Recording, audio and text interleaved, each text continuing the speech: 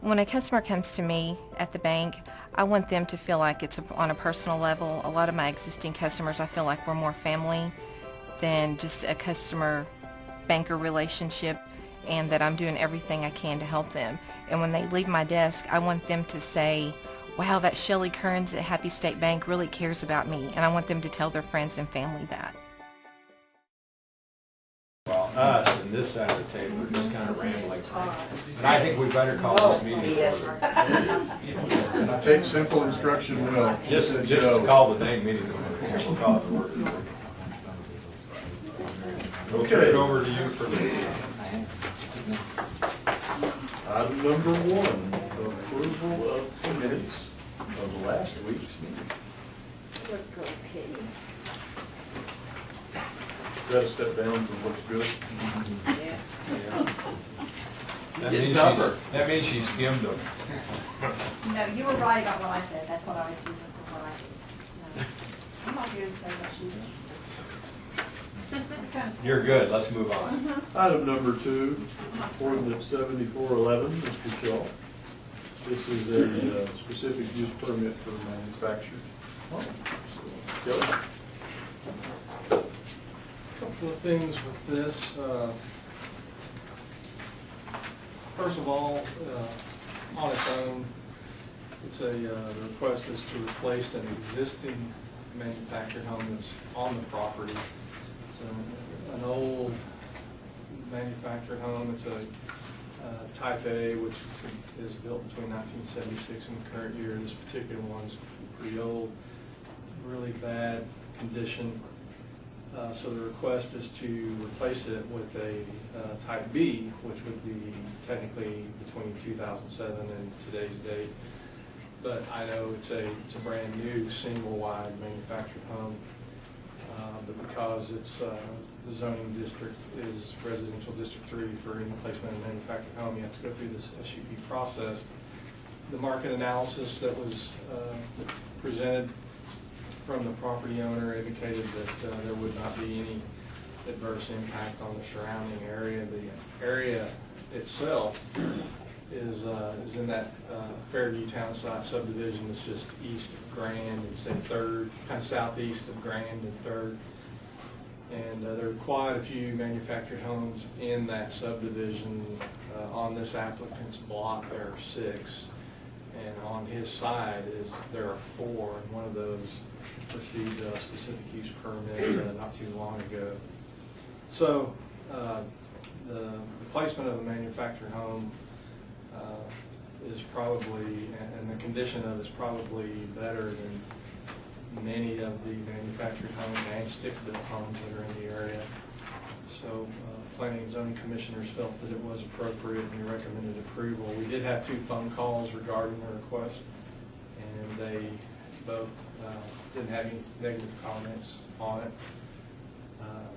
This also is kind of a community project that the manufactured home itself is being donated by Clayton Manufactured Homes, and I think there are a couple of organizations that are working behind the scenes to make this happen for the property owner. He's got some special needs kids. And so I wanted to let you know that on the face of it, Planning and Zoning recommended approval, but also just for the background, this is sort of a community effort to get this, get the person a new home to provide a little bit better shelter for the kids. Cool. Have they been living in that existing home? Yes. That's a rough neighborhood. A lot of old houses. I mean, rough as far as it looks. No, it's a rough Criminal, neighborhood. it's rough all around. Rough neighborhood.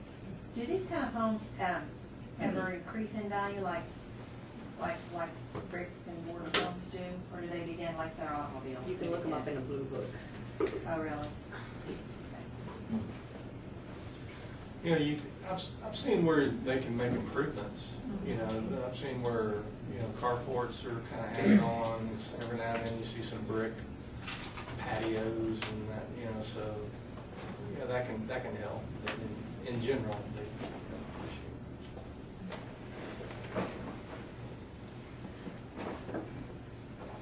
Questions on item number 2? there homes like this all around it? Yes.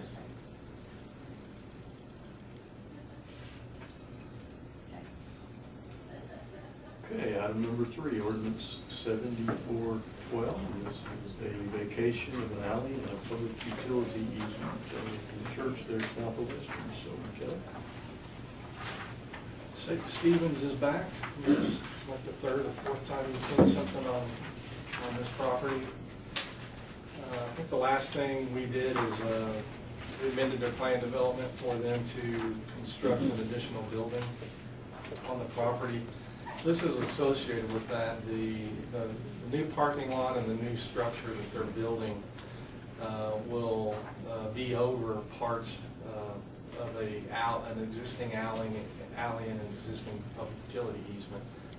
There are utilities in both of the alley and the existing public utility easement. In order for them to build that structure, they're relocating those utilities to the perimeter of the property. And so there were a couple of homes. Number one, they own the entire block, and there were 6 homes on the property on the south end of the block. They've since moved 2 of the homes that were adjacent to the part of the alley that's being requested to be vacated. There are 4 homes left, and they're on the very southern end of the block. And on the west side. On the west. West side of the alley. Yes. Northwest and- So would that be like the 10, 11, 12, 13 on this chart? On the, yeah, they're on those, yeah, the 12, 11, or 11, 10, 9, and 8. Oh, okay, gotcha. And so that portion of the alley would remain, and the 2 homes that are on lots 13 and 14 that you see on this Yes. aerial have since been Okay. moved. So there's nothing there. And with the relocation of utilities, there would be no reason to retain the alley or the public utility easement in the portion that's being requested to be vacated. As additional with this request, they also are dedicating, because if we vacated the alley, then we just have a dead-end alley there. So they have submitted a dedication instrument that we have received. We had to clear up a few typos and that kind of thing, but we've received the dedication instrument. It's ready to be forwarded on for your agenda. But what the dedication would be, you would have the alley up from the southern end, and then an access and utility easement that would then go, do a 90-degree turn and go west so that they have access on the Northwood Trail. Right through lot 12. So typically, we like to try to at least get a first reading of the vacation so that you're not actually acting on a dedication before something's actually been vacated unless there's any kind of an issue. But with the approval of this, then you would see that dedication on your next agenda. We sent out notices to property owners. Nobody had any negative comments, and this would go ahead and kind of wrap this up to where they could begin construction on the addition.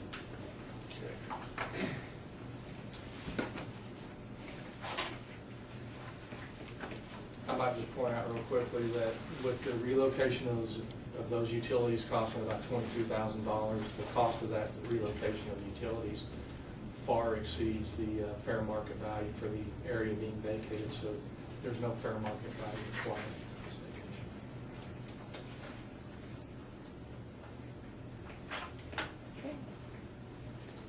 Okay, moving right along. Item number 4, resolution public hearing. This is the action step for the structures at 1620 and 1622. Those are those little narrow lots, so this sits on both of them. I think we've provided a sampling of photographs in your packet detailing some of the conditions that you'll see on the property. We'll of course have more information on that for you out there. Your scripts for the hearing, as well as the sheets out of the resolution for action are available. Looks like I always get the feeling sometimes when you ask people to stand up who are involved in the case, if there may be somebody from the public that wouldn't get that the first go around. There's nothing wrong with them going back and doing that. There's again. actually a provision. He does, there's another place where he asks. You ask again. He's got us covered. Actually, you do it 3 different places for you. 3 different groups. And you have to get them video. If they all stand up at the beginning, that's fine, but if they don't, we give them the oath when they do stand up, when they're recognized. I think you're He's got right. us Some of them covered. you can see, do I have something to say? And when you get, okay, now we'll call owners of the property. Now, And then interested neighbors. Then the neighbors and. But we are watching. If you see somebody I don't, just. But since it hasn't happened yet, you didn't hear the second part. You didn't hear us swearing them in because. And it looks like there's some cleanup that needs to be done. All right. Just a little bit. Yeah, it's a mess. Yeah, on the grounds on. oh, you're talking about the grounds are so messed too. Yeah. Not all of the debris is inside. Oh, Some of it's outside. Quite a bit of it. Just nice. So we're okay. This reminds me of, Pick it up, what gets over here on me? this reminds us of the old conference stuff. When you Everybody moves on the road, like 2 days in the morning. Okay. So when you spill the orange stuff in the car, the red stuff. Okay. That helps you. I got it, thanks. Was the camera running? Yep. Good, thank you. Right behind you too. I know, I was like. But go ahead and take that, that's fine. Can I get you a glass of ice there, Commissioner? Just trying to be quiet. We'll get a little bit of corner back here. I'm sorry. Half hour or I got a bottle of water, it's cold, it's good. You know, when we go camping for kids, we just poke a hole in the lids. Is that what you do? And then dump them out the swimming pool. That's what I do. Over the bridge, you know that plain hole is run Thanks, by guys. Berkshire, half of it. Really? Maybe if we prop it up. Tell you what, while we're, You gotta run around. it's not up here, but that would have been an appropriate place. Do you remember our drop? Absolutely. Ever drop cakes? We had a drop, that would be. We've got almost every drop there. Yeah. Well, you know, he took my most unfortunate side there. That's because you That's right. Why Sharon? There, if we could, I'll move along now to Yes. Good item idea. Let's 5. Lily's getting nervous here. Item number 5 being the public hearing, review, comment, and adoption of your 2013-14 Public Housing Agency Annual Plan. James, if you would you go ahead and move up here? Yes, sir. Item that we see come forth each year. It's back again. It has been posted to the public. No comments have been received. We need to go through that today. Answer any questions, field any comments that you may have, certainly that the audience may have. And consider moving forward. James, do you have anything you wanted to No, sir, unless there's. specifically point out? No, sir. Any questions, comments? And this will take action. I mean, it is action. You will be consider, after the hearing portion, you will be considering the resolution that's the first page under item number 5. Were there any really dramatic, significant changes from previous years? No, there wasn't. If I could Oh. add something, in terms of the goals, the needs, strategies, it's very, very simple. I think the part concerns me, just like all of the programs we try to fund with this particular pot of money, the pot continues to get Get smaller. some more. And the needs are not. In fact, They're going the other way. We currently have about a 3.5-year estimated waiting period for new tenants. Do we for still have quote people, Section 8. do we still have people getting in queue, so when they turn the proper age, they can get housing? We have persons that call before they're eligible, yes. Yes, Can they be put on the list? yes, Okay, it's just to get a place in line. yes, sir. So unfortunately, we have teenagers that are calling, anticipating when they would be eligible. It's not real good. No, it's the behaviors being repeated. Well, and I think James doesn't have to comment on this because he has to make it happen. At the end of the day, this, am I supposed to say that? Okay, I'm forgetting. Thank you. This is a part, it's a piece, what you do later in the summer when you look at your annual action plan. If you recall, as you go through that, you have a total allocation of money, but that total allocation of money is not ours to use as we see fit to meet the most needs. It's formula-based and it's allocated amongst all of those different categories. And while everything we do is important, there are some things that might be more pressing than others, but the formulas don't accommodate your ability to move from one category of actions into another. And at some point, as this continues to dwindle, I don't know that that's not something that we really need to keep, asking. I have talked to one group in Washington, which I'll think about that. Because at some point, if this just keeps going down, you're putting so little into each thing that you're probably not accomplishing what you'd like to accomplish in any of Well, Terry's heard, she's heard this word that they're going over some semi-boxman, somebody came from nowhere. On the highway? Yeah, right 27 by Washington. You need to go home. She said they're okay. She said, let's see what it's about. Terry's hurt his shoulder and she's hurt her neck, but who knows? They're okay. She said, I'm fine, let me get out. Everybody's good. She said it's a big mess. Somebody in a truck in Terry's car. Anyway, he was picking her up from the airport because I was in this meeting. Okay, Go ahead. Enough of my editorializing. Well, you're talking more kind of like a block grant approach, where they give you a little more leeway in how you can designate the funds within a certain, say, program fund. Well, there are just a lot of issues connected with that.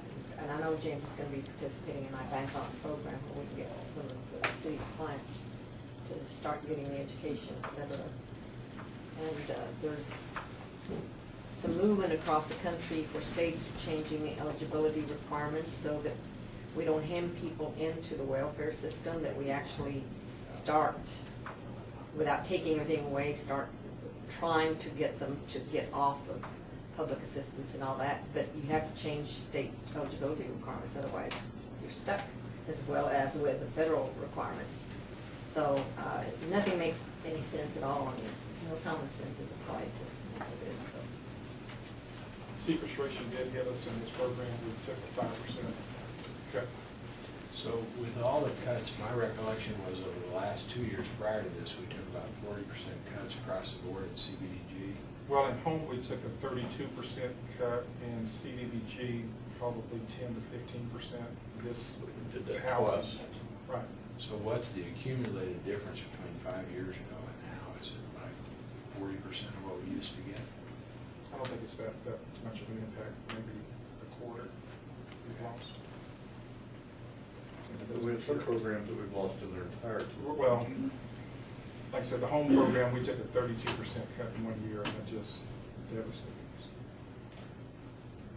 Yeah.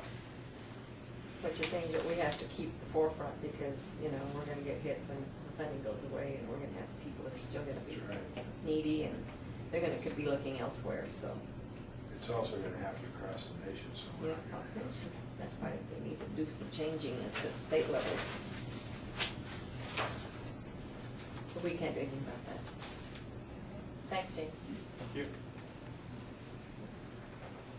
Well, it's a huge service to the community, and we just need to be aware of what's going on in terms of delivering that service.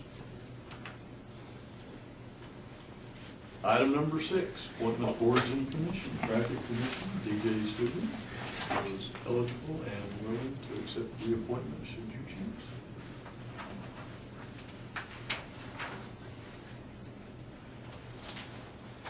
Consent agenda, item A, approval of the bank depository contract. This was reviewed with the commission 2 weeks ago. It is now back for action, and the action would be to award that contract. Questions? Item B, many of us have long awaited this day. All new escalators for the airport.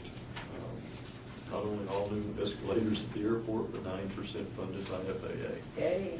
When we looked at the original project to renovate the terminal building and add the new concourse and so forth, this wouldn't fit in the project budget. And the city commission at the time authorized the PFC, or the passenger facility charge. And one of the key benefits to the passenger facility charge is it kept us from having to forward commit those annual FAA grants out for several years past when the project would be finished. PFCs took that load off. Those grants then become available for current needs. And last year we used that for the drainage projects. This year we're coming in a large part of the grant to be used for the escalators, and I think the remainder, is it the airfield lighting project? With the remainder of the Yes, we begin. bid came in under budget. We had two that turned in. One bid was incomplete, so we only had one that was a valid bid. We will come back with a construction management project on this as required by FAA. Pretty major. They're actually going to have to take some of the glass storefront downstairs because, and I've never seen an escalator replaced. I've seen elevators replaced. I presume the track came in pieces, and it's really almost one big piece. Treads aren't on, the machinery's not on, but the frame around which it runs comes in like that. Sounds kind of like pushing through a tank through the front windows, you know, and into place. Yeah. How much do you have to remove of the front? Several of the big panels, don't open them up, take stuff in, close them. Well, they take the other crap out too.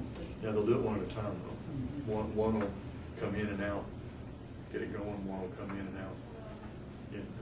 Those old ones were to the point they were having trouble finding any parts for them, weren't they? The old They were ones, down most of the time. the old ones Seems are like. not Schindler escalators. I think they're Otis escalators. Otis elevators. Oh, it's our age. We're glad to get this going. Good. It'll be inconvenient, a little bit painful as we get them put in, but we're ready to get it done. Healthier people on the stairs. We do have good elevators to use in the meantime. That's what I use. Item C, lease agreement at the Mary E. Bivens Building. This is for the Greater Southwest Music Festival. Greater Southwest Music Festival was a long-term tenant, but I believe their space was actually in the basement. In the basement, yes. If you'll recall here several weeks ago, you leased a portion of what had been the symphony's space to Center City. This is the remainder of that space. So that's the back of where the symphony was, because Center City was the front, right? Okay. Gives both of them much better exposure and Has access. there been any consideration for new signage in the building? I'm so aware of. Very marginal signage. It's true, is there anything indicating what all's in there outside? There is, but it's really. There's a little panel sign. Yeah, it's really not, it really. They really need to have something more You gotta be They possible. really, they Yeah, really some- need to have something a little Truck driver friendly. nicer than that. It's just, it's I don't call it even ugliness. We'll look into that. I hadn't heard of it and thought of it. Have you seen the city sign? The one out here in the corner? The Chamber one out probably on pay the for it. corner of Buchanan and Seven. Coca-Cola plant. Money makers, Out here. It's been run into several times. Yes, it has. It's lovely. It's actually a device to keep cars from shortcutting into the parking lot. We just stuck letters on That it at was some good. point It's 50 years clever. ago. It's clever, yeah, 150 years ago. No, building's not that old. The unusual term in terms of the 2-year lease with a 5-year term, that's to get this lease to line up with all the rest of them that are over there. I'm not sure they're happy with the space. Can they come out? Yeah. Have one good time. And they just had one office, now they have two. You've got Brian Jennings and Doug Nelson here with us. We'll ask them to come up to the table, talk to us about item B. Bringing you two projects today, a continued expansion for Western National Life AIG and additional support for the Enterprise Center. I got it. Gentlemen? Thank you.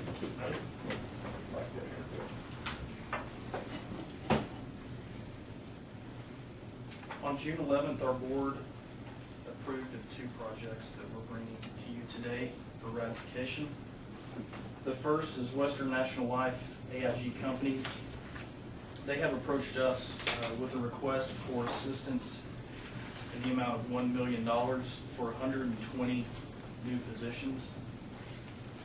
The total payroll impact is $4.7 million, with some additional spending on behalf of the company, as well as some additional volunteer hours and charitable contributions to the community. This is going to be very similar to all of the other projects that we've done with AIG, in that they will be retrofitting some space, buying equipment, and training employees, as well as buying some software. This is for 125 positions, so we're getting a lot of bang for our buck here. And this marks the 8th expansion of AIG in Amarillo. Very good. Thank you, sir. Still be located in Oh, the so 27th, Yes. Any special? how much of that out there? left? Yeah. Very, Family very Dollar. much. Very little. Family Dollar is the last commercial, Very low. and Kids Inc., of course. Well, they've even approached Kids Inc. on several occasions. At some point in the future, they probably will have to Get the check big reignite enough. Family Dollar's those leaving, and that's discussions. it, I guess. Any questions? Good job, yeah, keeping after them. They've been good for Amarillo. Thank you. What's the timeline on the new jobs? You know how They long- will start hiring very quickly after approval. They are very good about that. Does not really take them any time to fill the positions. Most of them are filled locally. They bring these divisions out of other states. Do you know where this one's going? I believe it's California. We're also in competition with the Philippines for all of these jobs. So, We're on the last project. that's correct. But we beat them out. I mean, that's pretty interesting. Yes, sir. I think to a certain degree, some of them are always going to be offshore because of the time zone difference and their ability to fulfill customer service requests at any time of the day. But this is certainly a hot spot for them. And before they do any expansions, they always talk to leadership here, see if we're interested, see if we're able to provide some assistance. Do they have any joint educational projects with AC or WT? Not that I know of. Not that you know of, ma'am. They're just server entrepreneurs.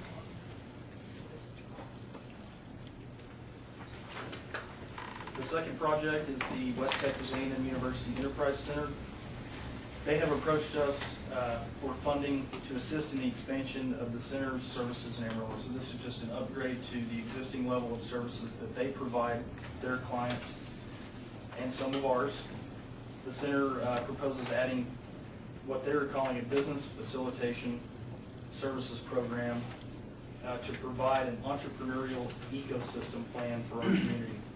The goal is still just to piggyback on their previous goals and mission to create profitable, sustainable growth companies that produce jobs and payroll in the Amarillo and Panhandle region. This is a request for support of $250,000 annually for up to 5 years. These are matching funds. So there's going to be other dollars in it, and we would match whatever they are able to secure from other sources. So those sources could be donations or other grants or anything? Federal Economic Development Administration grants. Yeah, they have two. They're applying for EDA University Center grant money, and they're applying to the Area Foundation for additional funds. These entrepreneurs, do they, are they clients of the WT Enterprise Center that have gone through the program and then they get this additional assistance, or is this just for anyone who calls themselves an entrepreneur and says, I need assistance. Yeah, more the second one. The Okay. business facilitation piece of this project is really what is the additional piece. And that is really reaching out to the community to find these entrepreneurs and provide them with a more hands-on service approach than what's available at the Small Business Development Center or in our office or other service providers to small business. So this business facilitation is really almost a hand-holding exercise to really provide one-on-one counseling all through the process to develop these entrepreneurs. So That is very much needed. it for a is, lot of it is entrepreneurs. an additional service, definitely, than what they're providing now. It's more than what they've been doing right now? Yes, sir. Okay. Because they've been, I mean, things like Finelli and all those have come up through this. Right now, they, as I understand it, because I love this place, they incubate places, you know, so you can go and house there. But then they also give these, you can pay to be part of these sessions that are ongoing, and you explain your business idea, and then a group tells you why it won't work, basically, and you spend a lot of time, months with each other, kind of building on. Yeah, and that's their how to business make it better. coaching model. So how is this going to be different than? Well, this is definitely different because it's a counselor that meets specifically, individually, one-on-one with the small business person and assists them with whatever issue they've got. And so, as opposed to a group setting or a coaching, this is somebody who's actually on the ground walking this person through what they really need to get done. And they could or couldn't be housed at the enterprise center, either way? Either way, either way. It's not limited to those clients that the Enterprise Center already has. And then they're matching these funds dollar for dollar, is that right? Is that what it says? Well, They don't match. our grant is contingent upon them getting the other funding that they outlined in their proposal. Okay. You're the challenge side of the match. Right. Okay. Well, I think y'all are doing great service for the community, because there are a lot of people that have good ideas, and they get started and then they get lost in the muddle because 'Cause they don't they know didn't, manage. they didn't know the business They got- angle of it. yeah. Or, you know, that you have Or they don't know to the pay market. taxes and pick state controller and all those kinds of things. And the success rate is unbelievable compared to most startup companies. Yes, sir. It's like 89% or something It's in the 80s. compared to 50. Yes. Yeah. Well, keep up the good work. Do they have experts in things that, you know, it's very difficult to tell with a marketing plan when it's effective and when it's not.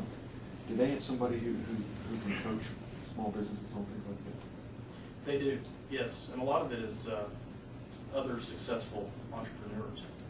So, you know, they've made the mistakes, they have a great idea, they just don't know where to go with it. Are these people that volunteer their time or they pay? Some of them are. Some of them are. It'd be like me making hot sauce, and I make it different every time. And so if I want to put it on the market, they probably come to you have to be consistent.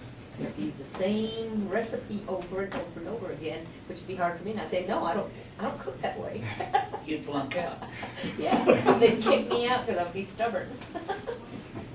And we anticipate David Terry to be here as well, the executive Okay, director.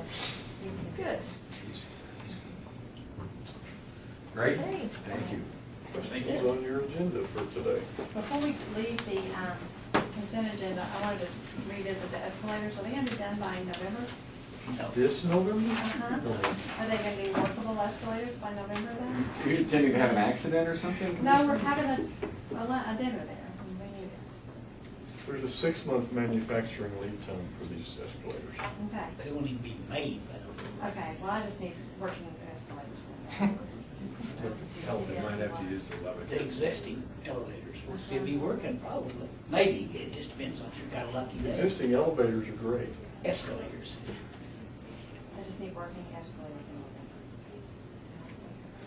Thank you, Thank you. that was an aside. That is a tall order. We're gonna hit world peace first, and then come back and fix the escalators. Okay, thanks, guys. Thank you. It's easier than the escalators. Stairs. Let's, if we could, go to a closed session, and I would imagine we can